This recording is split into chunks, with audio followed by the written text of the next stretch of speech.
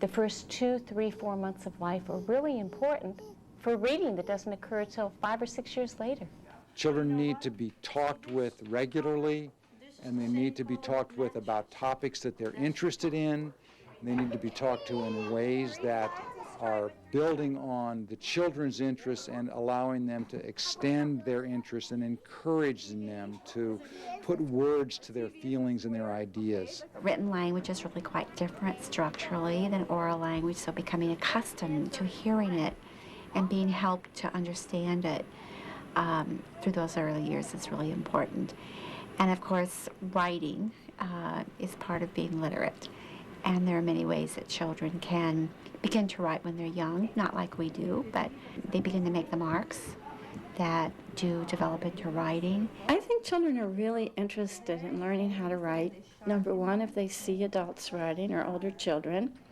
So for instance, if you sit down and make a list of what we need to remember to ask the parents to bring next week, and you do it with the children watching you, and you make a list of what you need to remember to buy when you're going to cook this recipe next week or whatever, that children will become interested in making lists. And I think that the ones that become the most interested in it learn in the context of their everyday life. Yes, teach them the alphabet. They need to learn the alphabet, but rather than making it an isolated event, to teach them how to write their names. Children are really interested in their own names and the other children's names.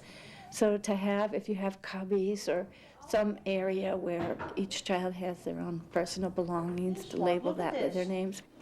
That's the W for Woody, O-O-D-Y, Woody.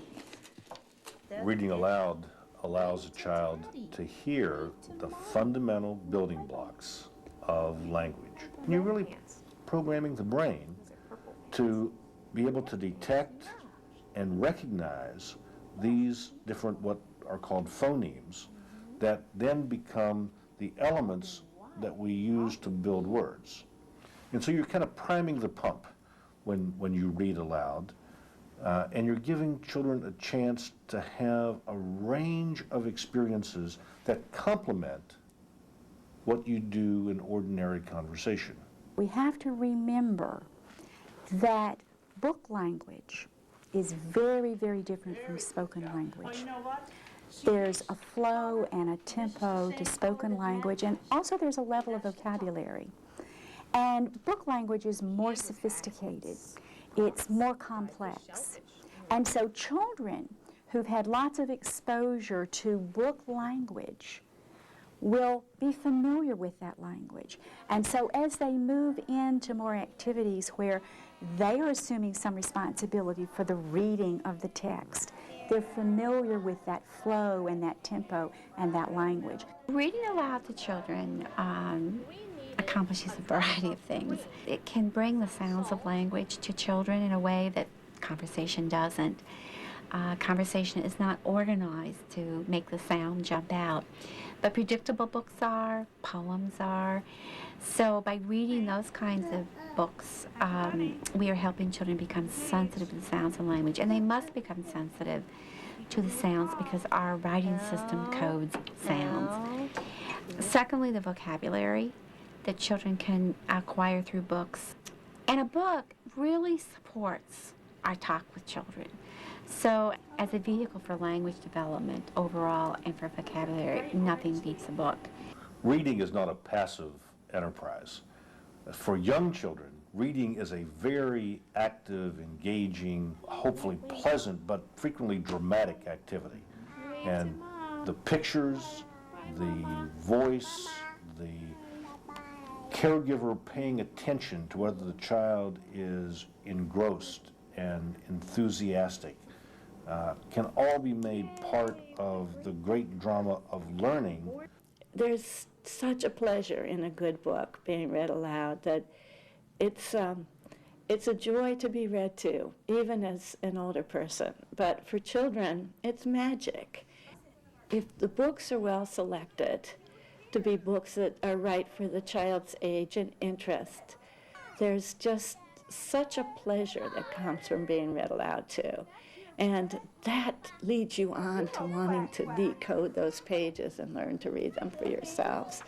A literacy-rich environment for children is one that has lots of wonderful books, high-quality literature, lots of informational text as well as narrative text, as well as many other wonderful materials for reading. But it also would include many opportunities for writing. We know that very early on children want to scribble and write and draw, and it's also an environment where conversation in the child's language is really valued, and that there's a focus on enriching that child's vocabulary. But it's not just having that environment, it's also what you do with it that makes a difference. And we know that paying attention to children's language, listening to them, giving them eye contact when they talk, asking open-ended questions to get them more engaged in conversation and using their own language. A literacy-rich environment is bringing all of those ingredients together, but probably most of all, it's sharing an appreciation and a love and excitement for the written word. I think the most powerful support for children's early language and literacy development can happen when parents and child care providers and preschool teachers are working together. And this can involve a two-way kind of conversation. Parents can help child care providers by tuning them into what's happening in the child's life. Bye-bye, have a good day. Bye-bye. See you later. See you, bye. Bye. Have a good day. Talking about what the child enjoyed at home, or sending a book home from the center of the home, but also for them to share with each other, this happened. This weekend we were doing this activity, whether the child slept well last night or whether the grandparents are coming to visit this weekend, to also share that this, our baby turned the pages and put the book down and looked at 3 different books before she did anything else when she got here this morning. Similarly, child care providers or teachers can let parents know what's happening, what they're talking about. Today, John was talking about what happened, and he had these wonderful stories to tell me about, so that the parent can feel proud of their child, and the child then can be affirmed, and that'll encourage the parent to continue doing whatever it was that led to that kind of experience that was expressed in the classroom. I think one of the most important things that caregivers can know about literacy development is that it's never too early to start, and you can never do too much for a baby or a toddler or a preschooler. If you are talking, if you are teaching, if you are smiling and laughing and loving and using words and books, you'll succeed as a teacher.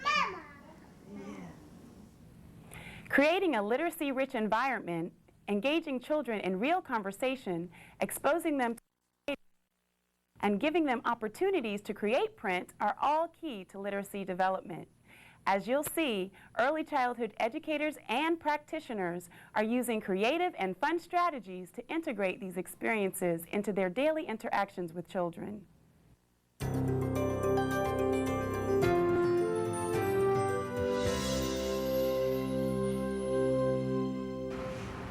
I think it's important to realize that children learn in many different ways, and we have to recognize the learning styles of each child.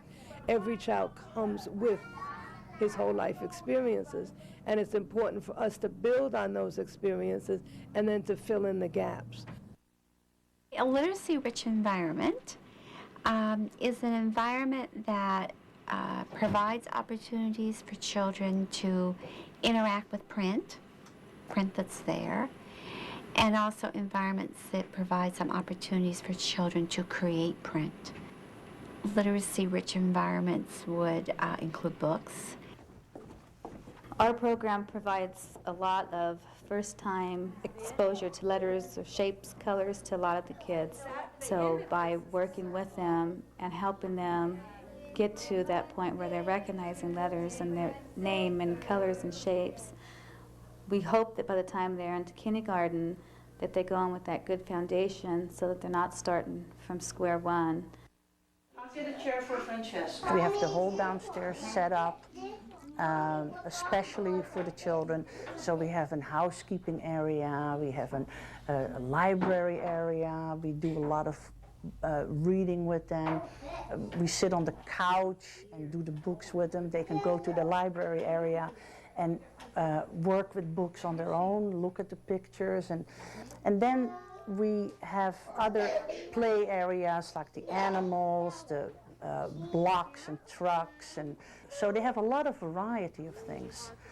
Baby duck is called a... Classes in our program are bright and cheerful. They're kid-related. Everything is at their eye level, and it just looks like a happy place to be. We have lots of labels because it introduces the children to letters and words. The labels of the centers of the different objects in the room lets the children know that each object has a name, that name is printed, and is represented in this particular way. And it's the introduction to reading, the beginning of reading. One of our emphasis is to really provide a rich environment. We have books everywhere, we have writing everywhere in the classroom, we have the alphabet. But more than that, more than just repeating the same things over and over, we try to find new ways to introduce the same concepts, new ways to play with the alphabet, whether we sing it, or we act it out, or we make it in Play-Doh. It's critical that in the years before children go to school, when they're infants, toddlers, in the preschool years, that they have many conversations with parents and with caretakers, because the skills that children build with their language and their familiarity they have with print and books provides them the starting point for building literacy skills that they will then build on when they get into kindergarten and first grade. To be good readers, first of all, they need to be good, with language and talking and listening and all that, first of all. So we start when they're tiny little, when we first get them. We get them usually when they're 3 months old, and we talk to them a lot. And when we're diapering, we talk. When we're feeding them, we talk. We talk about the things that we do. If you're really interested in piquing children's interest in learning, you really have to take the time to ask them questions and listen to what they say back. Kids are really good about telling you what they need, and you don't have to worry about introducing too much stuff at one time, because they'll tell you and they'll start asking those questions. If they're asking about it, they're ready to learn about it. Engaging children in conversation is very important because it allows them to express themselves. It allows them to express themselves in complete thought. Etienne and Brandon. And they come in every morning and greet their teachers. They will greet their visitors. And they know their full names. They're addressed by their full names, so that the child is made to feel important. And then every day in every activity, every child gets an opportunity to speak. And I think that's very, very important. Writing is part of being literate, and there are many ways that children can begin to write when they're young, not like we do, but they begin to make the marks that do develop into writing. They begin to gain knowledge about all the functions of writing. They love to scribble, so they get the motion, the eye-hand coordination, and then later, of course, they learn to make the letters. But, they start even at a young age, making circles, making lines. Writing is a big part of the kids' day. They don't even realize that they're doing it most of the time, which is great because that's how they learn. We do sign-in sheets for an area if there's only enough room for 2 kids, and they go and they sign their name, and we go down the list. It gives them their practicing of writing. It gives them that visual, it's my turn, so they can see. They get to recognize the other kids' names. From the very beginning, we encourage the children to write. Sometimes it's with markers. Sometimes it's on the backs of the papers because they can't fit in the lines. But we encourage them from the very beginning to write, especially their names, and then the months of the year. And eventually, they trace their letters constantly. The kids come in the mornings, and they get snack, do name tags, so they can begin to recognize their names. Then they go into journal writing, and a lot they do their dreams or what they did the night before, and we help them with words to put in there for them. The journals have been a crucial tool for us, sitting down with the children, giving them an example of their name and letting them look at that and write their name, and then, you know, say, wow, look what you did. When you're reading aloud to children, you need to do more than just read the book. We want to get children engaged in as much of that reading aloud process as we can. And then when you're engaged in reading the story, of course you want to stop and engage the child. We use a lot of books with rhymes, and the children pick up on that real fast. Lucy called the nurse. Miss Lucy called the lady with the alligator purse. And then if we do a book on rhymes, like Let's Go on a Bear Hunt, I will read the book several times, and then I will get the rhythm going, and then they just love going from the book into a song, and with the hand motions. Do you remember the name? Polar bear, polar bear. Every week we have a new book. Instead of just doing a different book every day, we focus on the same book all week. And what we do is we start at the beginning of the week and introduce them to the title, the illustrator, the author. We pull out some vocabulary words that we'll focus on during that week and teach them how to use it. You know, follow your fingers with the words so they know that you read a certain way. What the middle of a book is, a spine and front and the back, and then we read it. Another day we might act it out. Another day we might focus on one of our vocabulary words and have them clap every time they hear that word or raise their hand. Do games. We just try and make it fun every day for them with that same book so that they get to know that book pretty much by heart, so they're recognizing those letters and words that we focused on. We made butter at school. First thing we do is make sure that everybody gets to listen to a story that we read from a certain book. The book is supposed to be related to our theme, which is the farm. We've given them the basic vocabulary of the farm. This also builds on their fund of common knowledge. So when they have various activities about the farm, they already have the basics at hand, and then they expand on that knowledge. It's a wonderful feeling to be sitting on the couch with your caregivers and read stories.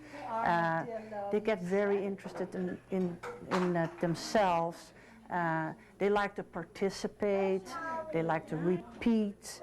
They just, you know, it becomes a two-way conversation. At some point, you may have to stop reading and listen to what they have to say about the story that you're telling or about the words you're discussing. And that's what I like about it. You know, it becomes a complete two-way situation.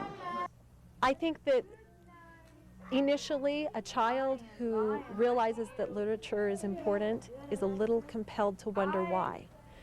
And when they finally get the cue, when you hear them say, "Teacher, I wrote my name," or they bring in the piece of paper that has their name on it, written in their style, and they have that pride, they realize that they have a value that is irreplaceable. And literature is how we travel and learn that we are irreplaceable. Now, books and reading can become an invaluable part of a child's life. As we'll see next, there are all sorts of books available for young children, each with unique characteristics for different ages and stages from infancy to kindergarten.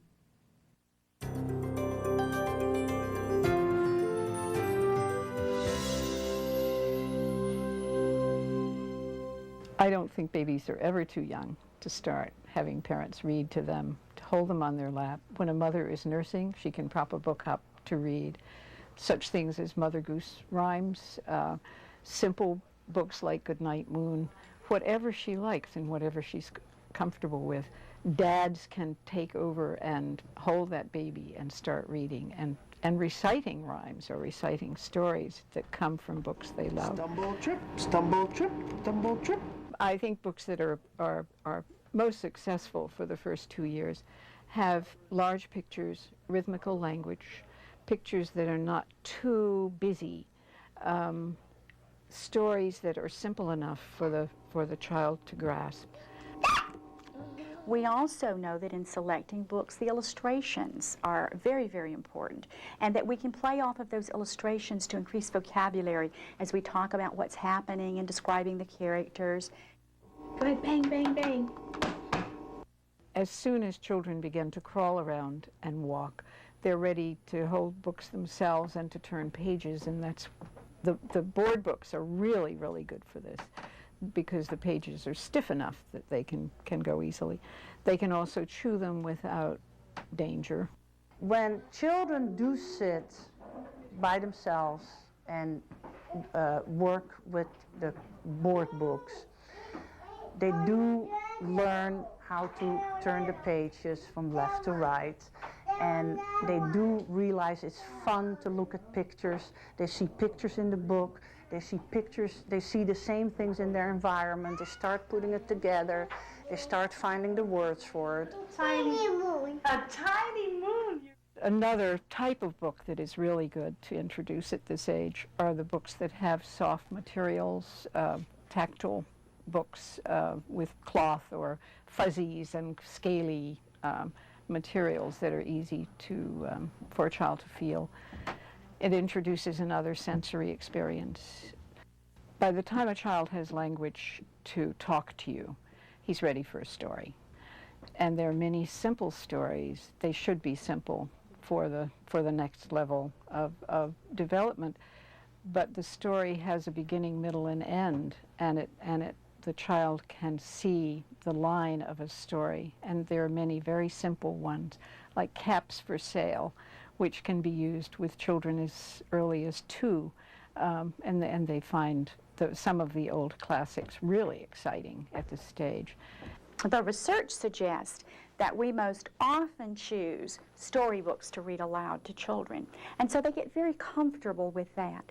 But what we know about school and life is that most of our reading is nonfiction. So very early on, we should be paying attention to the kinds of nonfiction that children might be interested in, and being sure that when we read aloud, we read a balance of fiction and nonfiction and poetry, all kinds of different genres, because the more familiar those children are with those various genres, the more comfortable they're going to be in taking on and assuming responsibility for being the reader of those kinds of text. There is a tremendous variety of books in libraries and bookstores for children of all ages. I think that the experience of sharing those books and sharing the language that can be developed from those books is an experience no child should be without. As we have seen, introducing very young children to language and literature at an early age provides an important foundation for their future success, not only in school, but also throughout their lives. To find out more about early childhood literacy development, please visit the educator section of our website at www.rif.org. RIF has developed web materials that will provide you with information and tools to support early childhood literacy development. We thank you for being with us and hope you join us for our next program, Literacy, a Family Matter, when we will explore the important role that families play in the literacy development of all children. For RIF Exchange, I'm Christy Little, sitting in for Jackie Allen. Bye-bye.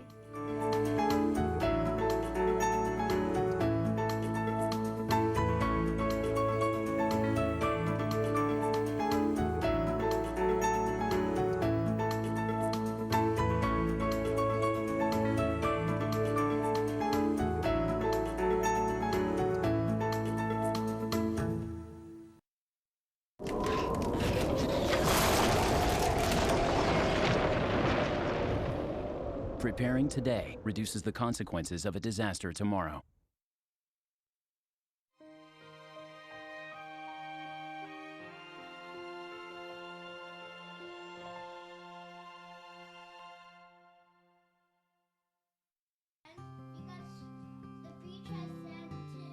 That's a great idea. That's a great I can't see myself doing anything else but teaching. Anytime I walk away from teaching to try another career, I always come back because this is what I do. This is who I am. I loved school when I was a kid, and I had several teachers who were very engaged in my own personal and academic life. And anywhere from my kindergarten teacher, who I saw all the way through high school because she went to a lot of community events in my community, and to my second grade teacher who had a really great sense of humor and taught me not to be so serious all the time. I also had a math teacher who was really dedicated to my growth in high school. He saw that I really loved math and took the time to help me through that. And these teachers saw me as a whole person and not just that name on the paper or that person in the row. And that was very meaningful to me.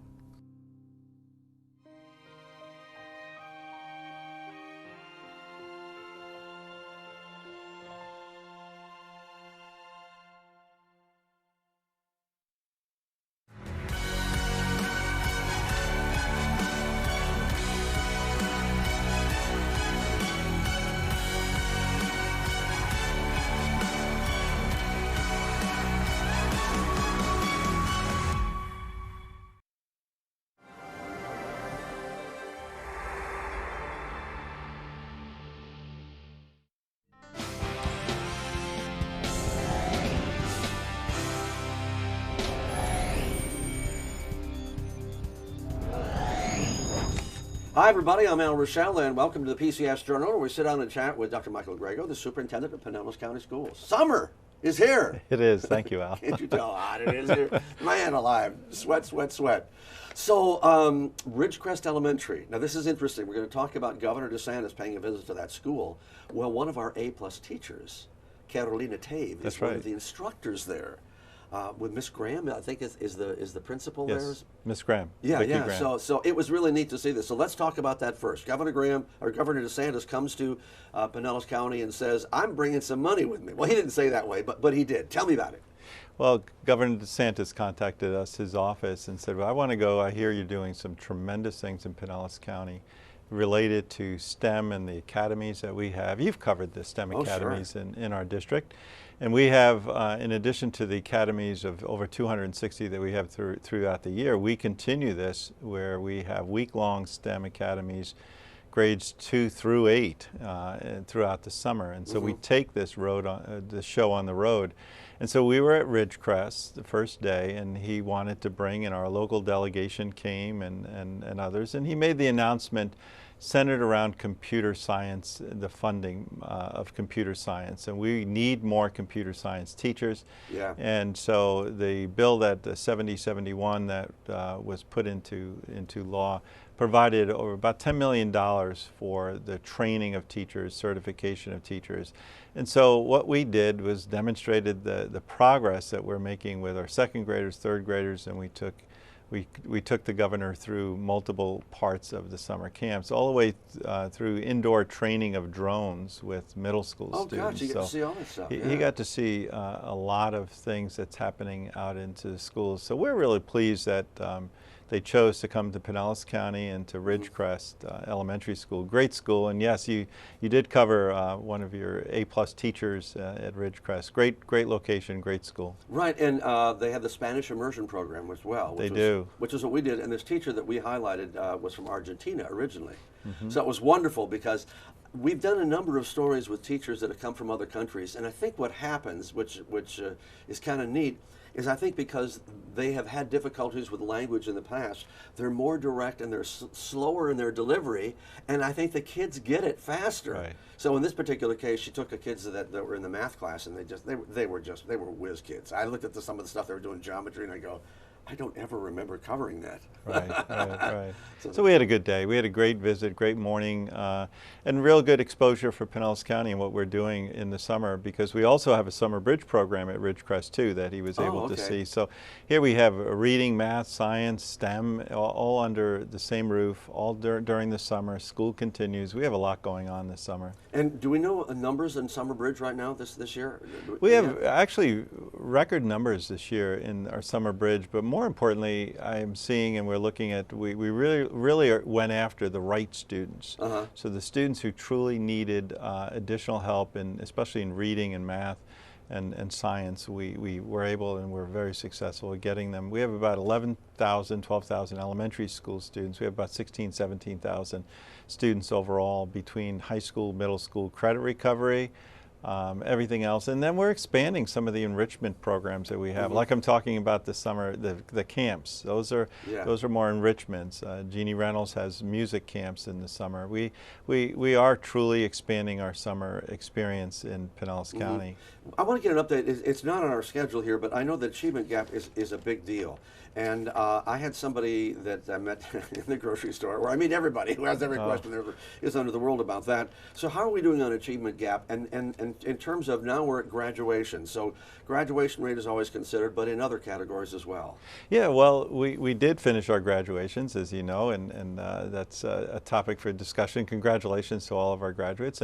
And with the black, non-black graduation rate, we saw again a decrease for the second year in a row. Closure of that gap.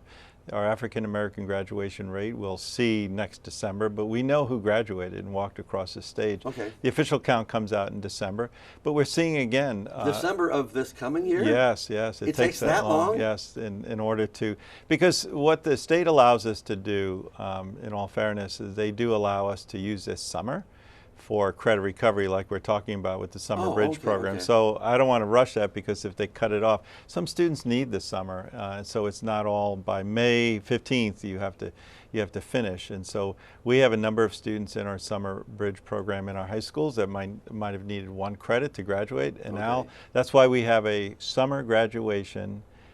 In the end of August, beginning of September, we capture all those students, we put them in a cap and gown, we make it just as important as those that graduated in May. Now, is that hundreds of students or thousands of students? Or it will be close to well over 100, between 100 and 200 students. We capture everyone. Yeah. And that's what's raising our graduation rate. And to answer your question about the gap between black and non-black graduation rate is closing tremendously. Last year that gap closed by about 4.8, 4.9%. The gap closed. The African American graduation rate last year in a single year went up about 7%, 6.9%. So that's the largest increase we're seeing, and it's all due to the types of programs and outreaches like the Summer Bridge program, like the in-school SAT, ACT, where students can sit in school. They don't have to be on a Saturday administration for the SAT or ACT. These things are helping students and families reach that goal of graduation. Let's talk about some honors, because I'll tell you folks what's fun is I go through this and I start looking at all the honors, and we have pages and pages of wonderful things. So we're going to run through some of these things right now. Carnegie Hall, tell me what happened there with Pinellas County students. Sue Castleman, one of the finest art supervisors in the nation, and she brought a series of students up to Carnegie Hall, and this is on June 6th, and we did very, very well in receiving scholastic arts gold medals.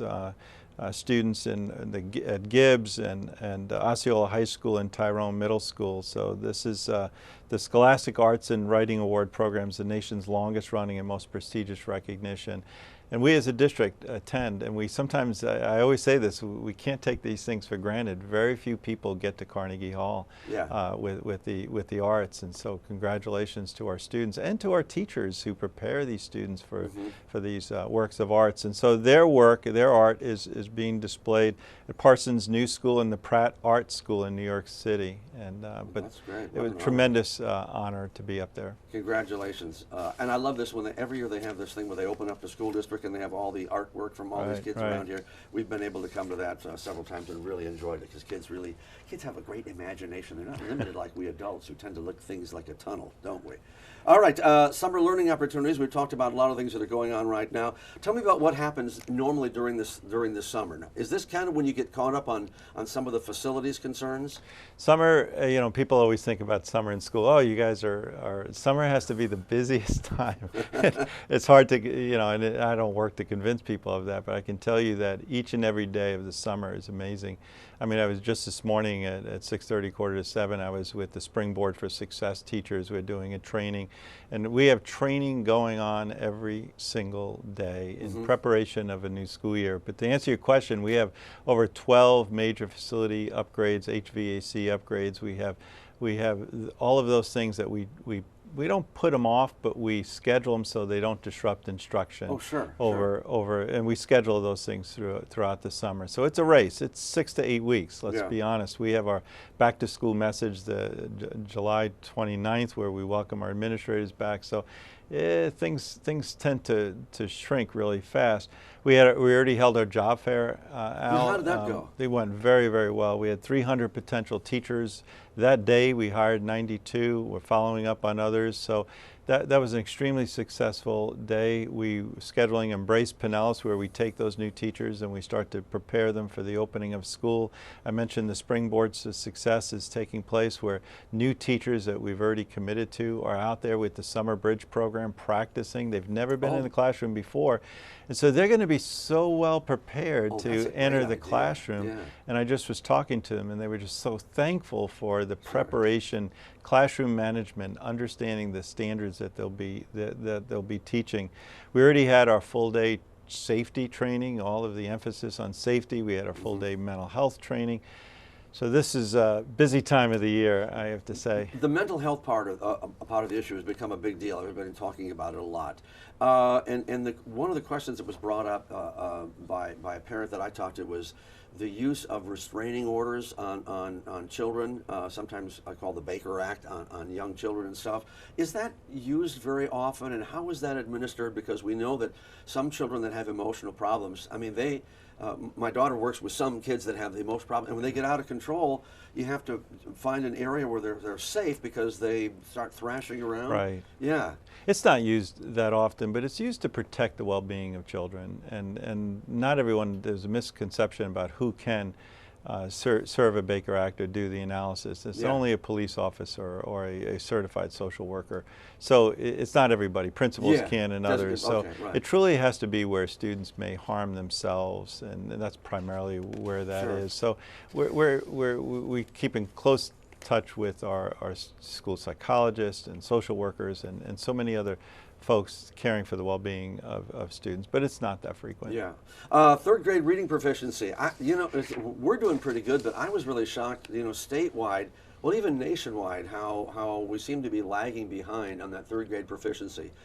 Are kids actually held back because they don't meet certain standards after the third grade as far as reading proficiency is concerned? Well, when the third grade reading was put in there for automatic retention with level 1, the state provided a portfolio assessment and other means, so it wasn't a single measure that required students to be retained. Yes, students are retained, but students are retained to a very small percentage of students in kindergarten and first and second grade too.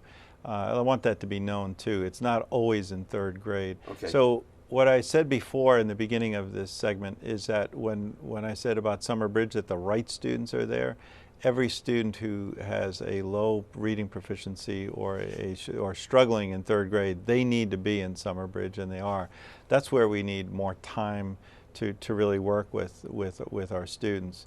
We saw an uptick in our reading scores of 3%, where the state was 1%. And yes, the state has been over the last 5, 7, 8 years kind of flat. I think we need as a state to put far greater emphasis back on the reading first, and a lot of the emphasis that when the reading initiatives were taken off in the state of Florida, we saw this trajectory going up, and then funding was cut and everything else was happening, and all of a sudden, reading was one of many, and we saw this plateauing of the reading scores in the state of Florida.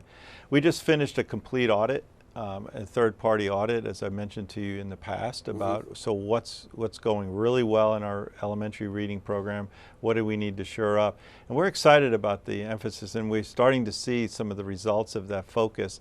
We're bringing a tremendous focus on reading education in Right. Pinellas County, and we saw a 3% tick up increase, where we had about 70% of our schools, 70% of our elementary schools showed an increase, with a bunch of them showing double-digit increases. Well, so that's we great to believe hear. we're on the right and track. Parents and grandparents, you can really get involved. Read to your kids every Read. single day and make that a part of it. Lastly, because we're out of time, congratulations to Pinellas County School Officer Michael Hawkins, the Florida Association of School Resource Officers Lifetime Achievement Award. Congratulations to him. And what, 30 of his 37 and a half years were as a district school resource officer. Wow. What a champion for public education. He's a tremendous guy. And he was at Gibbs High School too. Right. Man, that's great. He's Right. currently serving at Distant Academy. So congratulations to that. We've run out of time for all these other things right now, but lots of good things happening in Pinellas County Schools. Dr. Grego, thank you so much. Thank you, Al. Make sure you use your sunscreen in the summer, right? I will. Actually, year round here in Florida. We're back with more after this.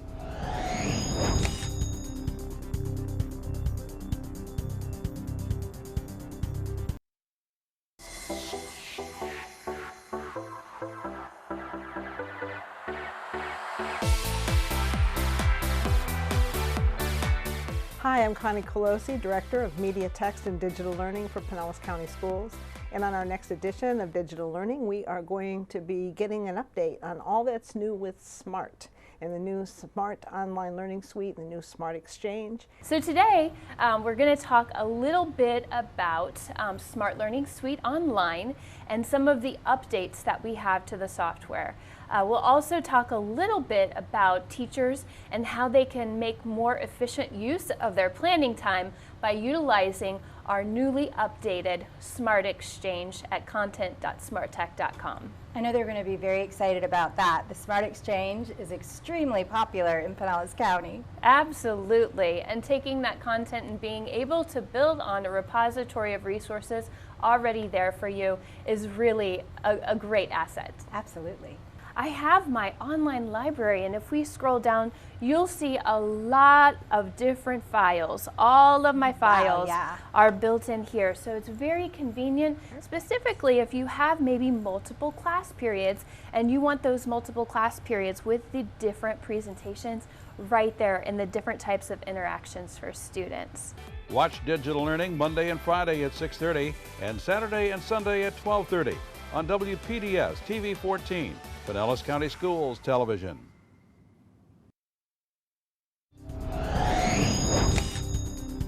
Hi everybody, and welcome back to the PCS Journal. Well, it's summertime, but that doesn't mean the learning stops. In fact, we've got lots of cool things going on, the Summer Bridge program among them, plus a lot of cool summer camps. Now this one is called the Digital Media Skills Clinic.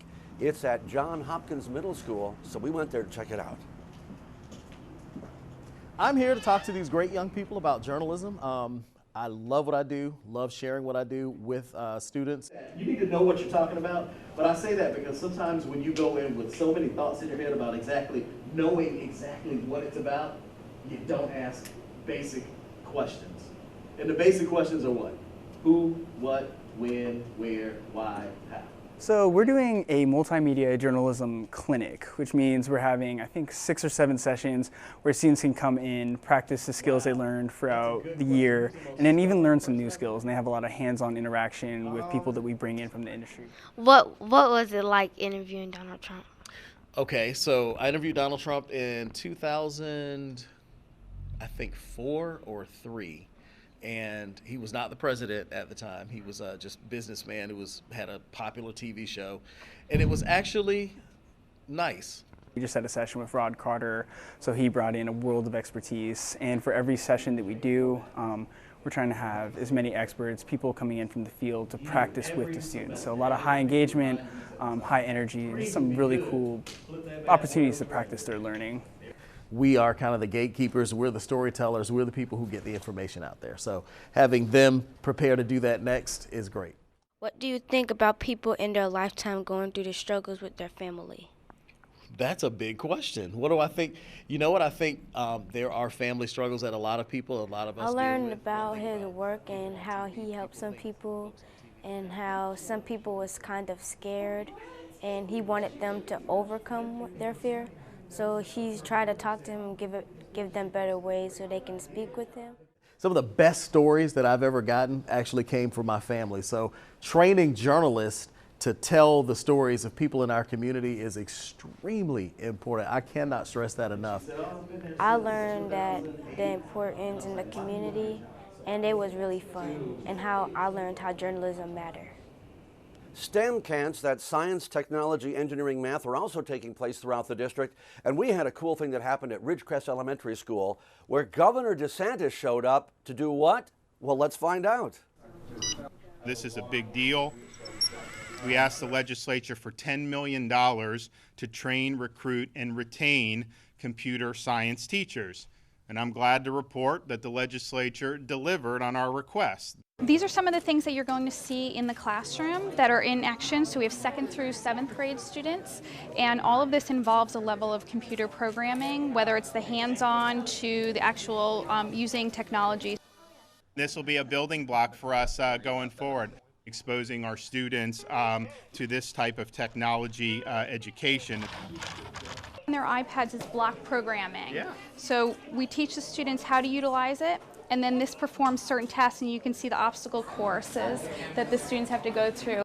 The money will go to professional development for teachers to get them trained in computer science, and money will be set aside for bonuses for these teachers, which will help us to retain the ones we invest in training and will help us recruit new teachers. These robots, they build from scratch, but on the first day they get to explore them and utilize how they move and feel, and they also get to problem solve. Since this is their first day, by the end of the 4th day, you can imagine the level of complexity that they get to work with. We're starting a commitment for our state to lead in this area. People that have these types of skills are going to have more job prospects. Well, it was only a couple of weeks ago that we celebrated graduation for our high schools. What a great moment for families and, of course, the kids. So we put together a little montage of things that happened during graduation. Let's take a look.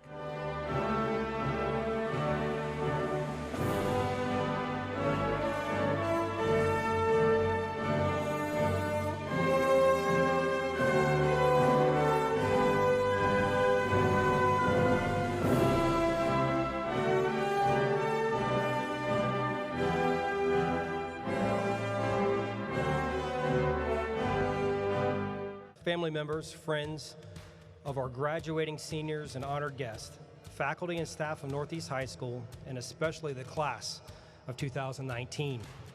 We are here today to recognize the achievements and the accomplishments of the class of 2019. We couldn't have done any of this, however, without the help of many special people. First and foremost, we are thankful for the incredible teachers and administrators that have supported us. Even though their tests and homework made us want to actually burst into tears a lot, like on a weekly basis, we are better because of them. When I say that getting here was hard work, it was not easy. High school has been a game changer for many of us. We live in a complex world surrounded by social pressures, those of which our parents never had faced. And those of you here to celebrate your son, your daughter, nephew, niece, or grandchild's graduation, understand that getting to this point of our lives took a tremendous amount of energy, commitment, and balance. We are Generation Z. We are resilient and willing to put up a fight.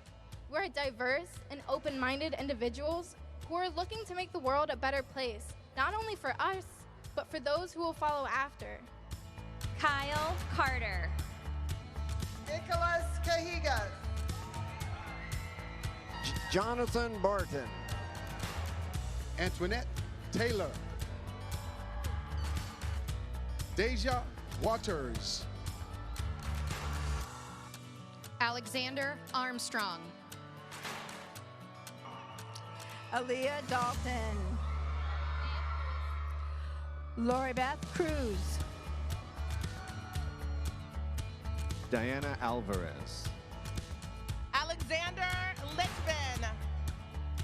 Jania Edmonds Porter.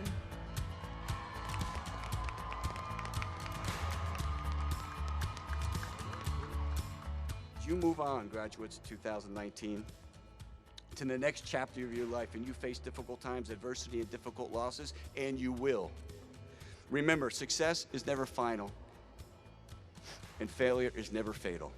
Keep moving forward to be the best that you can be. That's all you can do, and all you can do is enough. I believe firmly in that, and I believe in you. Many of you have started this journey you would believe when you entered in kindergarten. And many of you may think that the journey ends now. But let me tell you this, that the journey is only just beginning. Finally, it's time for another installment of Grades and Grit, where we highlight another successful student athlete in Pinellas County. Here's DeMorris Lee. I'm DeMorris Lee, and welcome to Grades and Grit, the show that highlights the academic and athletic accomplishments of a Pinellas County school student. Today, we highlight Taylor Sabo, a senior at Clearwater High School.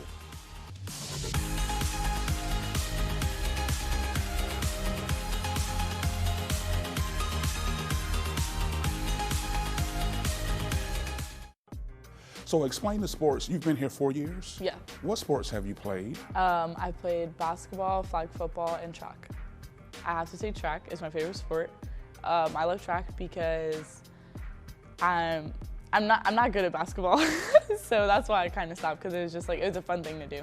I'm actually good at track, and I finally found like a sport that I can progress in and become a good athlete in it, because it makes me a better person. Because after a run, I feel great. And sometimes after a game, you don't always feel great. You feel sad because maybe you lost or you didn't do good. But after a run, I always feel great. And how has athletics helped you sort of kind of navigate the whole high school years? I feel like in athletics, you meet a lot of different people. And people who do athletics I feel like they're organized people. So when you come into athletics, and if you're not an organized person, you're gonna become organized and you're gonna become more efficient with things in life, because you feed off of their energy. So you guys all just become great people. The fact that they do good, it makes other people do better.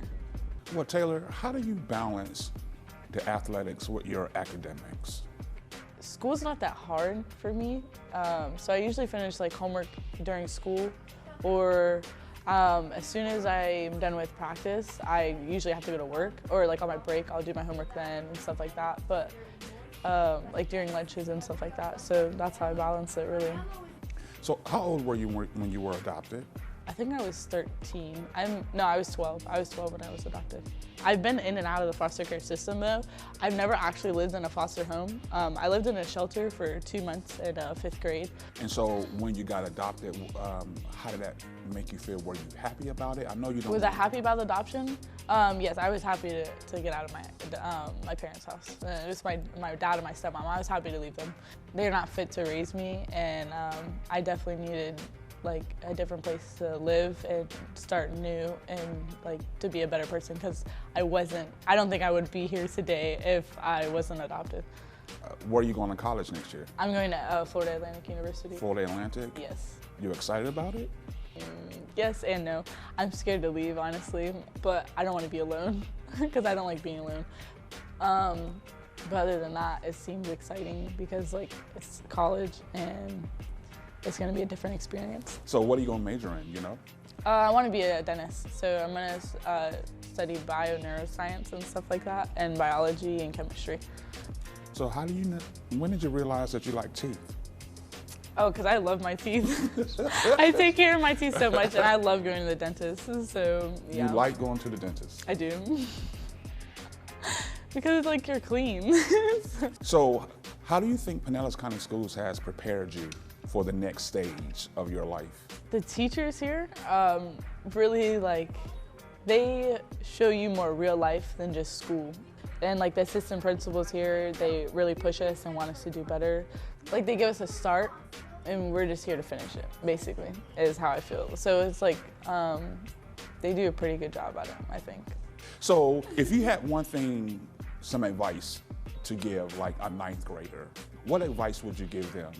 I would tell them that don't let anybody tell you can't do something, because throughout my life there's people who told me that I wouldn't be anything and I wouldn't be doing anything or no one would know me or anything like that. But I have a lot of friends, a lot of people know me, and I'm doing great in life because I chose to do great in life, and I kept pushing even though people were putting me down. So I would just tell them to keep pushing. No matter what you go through, you can get out of it. Because like some things that happen to you today aren't gonna matter tomorrow. So just keep going. Well, that's our show for today. Thank you so much for watching. I'm Al Rochelle. Until next time, take care, everyone.